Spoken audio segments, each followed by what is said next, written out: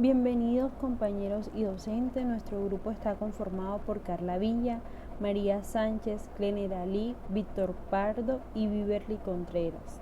A manera de introducción para nuestro artículo elegido, tenemos este artículo de revisión que habla sobre los biomarcadores de efectos en sapos y ranas, donde se exponen anfibios ante diferentes condiciones de contaminantes para así apreciar su transformación fisiológica. Los anfibios son buenos bioindicadores de la contaminación ambiental debido a su susceptibilidad a los químicos durante sus ciclos de agua dulce. Los efectos de la contaminación ambiental junto con los cambios en la actividad humana y el clima han contribuido a la reducción de la población de anfibios en las últimas décadas. Sin embargo, la investigación toxicológica sobre anfibios ha sido bastante escasa en comparación con la de otros vertebrados.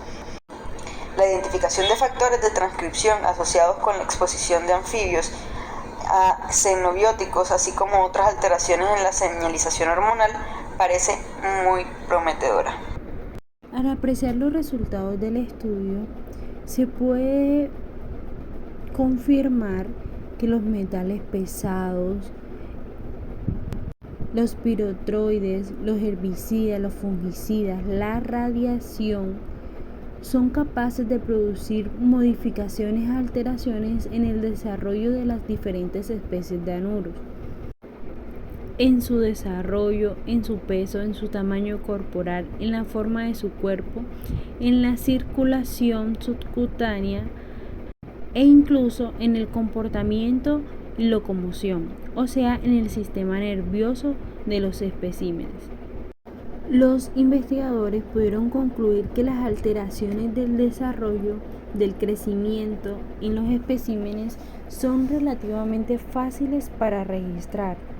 Debido a esto, como artículo de enfoque, tomamos este artículo desarrollado en 2021 denominado Falta de impacto de la radiación en los biomarcadores de fisiología sanguínea en las ranas arbóreas de Chernobyl, desarrollado por Burraco y colaboradores.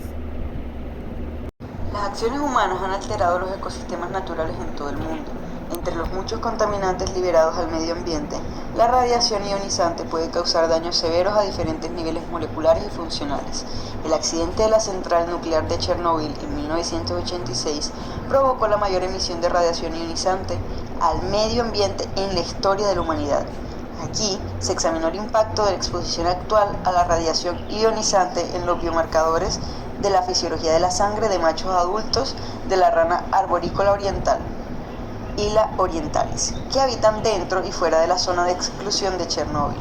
Se midieron los niveles de 8 parámetros sanguíneos: sodio, potasio, cloruro, calcio ionizado, dióxido de carbono total, glucosa, nitrógeno ureico y la brecha aniónica, y los marcadores fisiológicos de la homeostasis, así como la función hepática y renal de los individuos.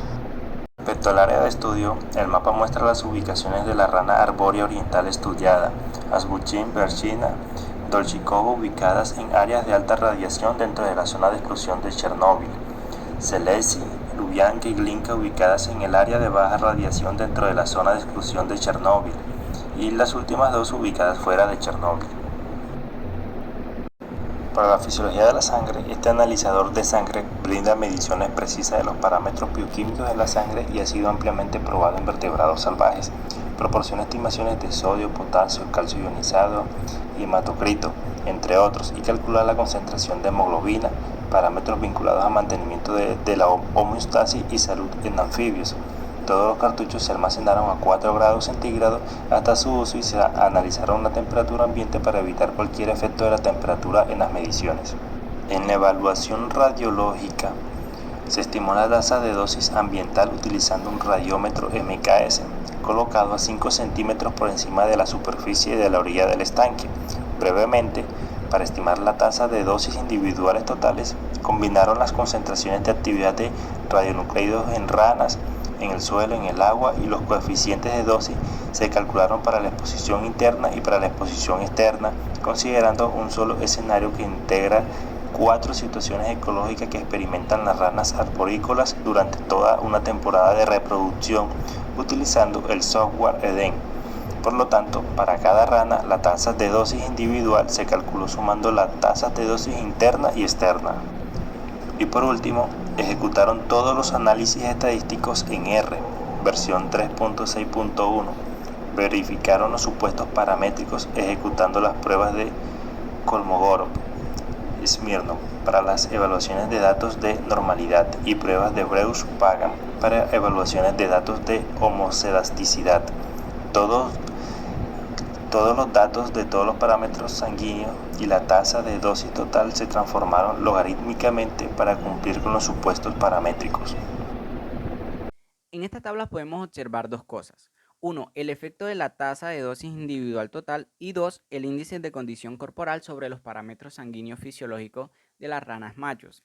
Podemos ver que la longitud corporal media, que iba desde el hocico hasta la cloaca, tuvo un valor de 38,92 milímetros y que la tasa corporal media fue de 5,43 gramos. Cabe resaltar que todos los individuos sobrevivieron desde su recolección hasta que fueron sacrificados para las evaluaciones fisiológicas sanguíneas. Tenemos que la actividad de radionucleótidos en las ranas colectadas dentro de la zona de exclusión de Chernobyl osciló entre 0 y 25.1 beriquelios sobre gramo, pero que también tuvo otra oscilación y fue de 0.2 a 248.9 beriquelios sobre gramos. Tenemos que las tasas de dosis individuales totales oscilaron entre 0 y 36.28 microgray sobre horas. Cabe nuevamente decir que los valores de las personas que recolectaron fuera de la zona de exclusión de Chernobyl siempre tuvieron por debajo de los niveles de detención. La oscilación por la actividad de radionuclídeo fue. En esta imagen podemos observar lo que serían las regresiones entre las tasas de dosis individuales totales y los niveles de los parámetros sanguíneos fisiológicos examinados. En esto se ve que los niveles de exposición actuales a la radiación ionizante de los machos que habitan en las zonas de exclusión de Chernobyl no tuvieron efecto sobre los niveles de ninguno de los parámetros sanguíneos fisiológicos examinados, ya que el p-value estuvo mayor a 0.078 en todos los casos, y que el índice de condición corporal no afectó los parámetros fisiológicos exceptuando el nitrógeno, ya que tuvo un p-valor igual a 0.048 que lo encontramos en la tabla 1. No encontramos diferencia en lo que serían los niveles de ningún parámetro sanguíneo entre las ranas machos de exclusión de Chernobyl, ya sea en las áreas de baja o alta radiación, y lo que serían las ranas arbolícolas machos del exterior de Chernobyl expuestas solo a niveles de radiación de fondo, ya que el p-value estuvo mayor a 0.06 en todos los casos. Exterior de Chernobyl, ni en las áreas altas en las áreas de alta o baja radiación, ya que se tuvo un p mayor a 0.06 en todos los casos. En esta tabla se puede observar lo que serían los niveles de parámetros sanguíneos fisiológicos y los efectos de la categoría de radiación ambiental en áreas de radiación media y alta. Se tiene de que lo que sería la longitud del cuerpo, el ancho y la altura de cada rana fueron las medidas morfométricas que se utilizaron para estimar la tasa de dosis individuales y la condición corporal. Además, se añade que fueron 101 individuos machos adultos los que se colectaron en más de 8 ubicaciones. Estas ubicaciones fueron en lugares que estaban dentro de Chernobyl, en lugares que tenían una radiación media baja y en 3 zonas bajas, añadiendo además 2 ubicaciones adicionales que estaban por fuera de la zona de exclusión de Chernobyl, ya que en estas áreas se mantenían los niveles de radiación. Se tiene de que con un calibrador se pudo medir con precisión lo que serían las medidas de longitud, ancho y altura, y además la masa corporal se midió en una balanza de precisión que permitió que se pudieran medir las tasas de dosis individual y la condición corporal. Figura 2. Niveles de parámetros sanguíneos fisiológicos de machos adultos de la rana arborícola oriental. Se utilizaron para el análisis 8 parámetros sanguíneos fisiológicos medios en 79 ranas, 35 de ellas con radiación medio-alta dentro de Chernóbil, 30 con radiación baja dentro de Chernóbil y 14 ubicadas fuera de Chernóbil. Los coeficientes de variación para estas muestras duplicadas fueron el sodio 0,64%, potasio 11,41%, cloruro 2,18%, calcio ionizado 6,81%, dióxido de carbono 2,81%, glucosa 10,41%, urea nitrogenada 6,32% y brecha aniónica 11,91%.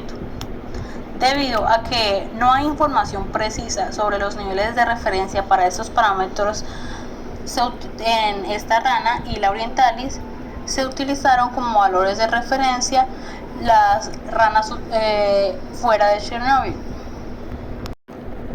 El estudio revela que después de más de 30 años de este accidente, los niveles de radiación que actualmente experimentan los machos reproductores de la rana arbórea oriental no tienen ningún efecto sobre varios niveles fisiológicos en la sangre. Además, las ranas que habitan dentro de Chernóbil con baja y alta radiación son bastante similares en niveles fisiológicos sanguíneos a los que se encuentran fuera de esta área. Se ha informado ampliamente tanto en humanos como en la vida silvestre las consecuencias negativas de este tipo de accidentes. Sin embargo, la exposición actual de la radiación bajas o moderados parece afectar de manera fisiológica muy variable los vertebrados, dependiendo de factores ecológicos, demográficos, incluso el mismo taxón. Los valores de los biomarcadores sanguíneos estudiados fueron bastante similares a los de estudios previos con anfibios en ambientes no contaminados. Esto se puede ver a la descomposición de los radionuclidos y la corta vida de estos que han sido liberados. Los niveles de radiación actuales representan solo el 10% de los niveles en el momento del accidente y puede que no sea lo suficientemente altos como para causar el tipo de desequilibrio fisiológico abordado por estos biomarcadores.